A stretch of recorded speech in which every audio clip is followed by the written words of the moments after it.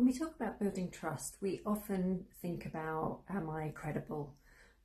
Do I know what I'm talking about? Have I got expertise in this? Have I got a track record that's going to bring people to trust what I say? Then we might consider vulnerability. So am I being open? Am I bringing my whole self to this?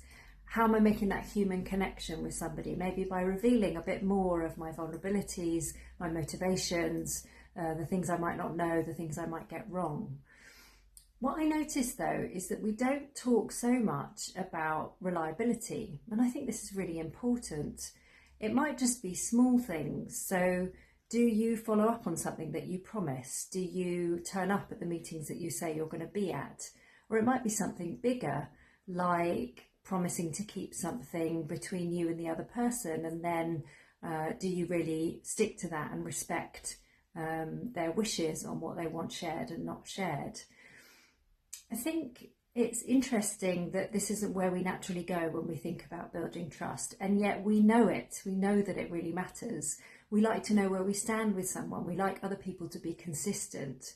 So if you're thinking about building trust or rebuilding trust if it's not going well, then maybe also think about, how are you reliable? How are you consistent?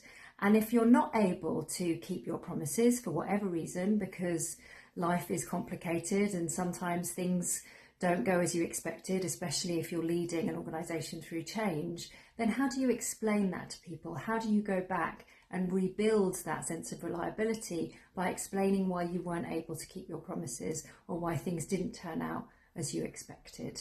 So yes, credibility, yes, vulnerability, but be reliable too.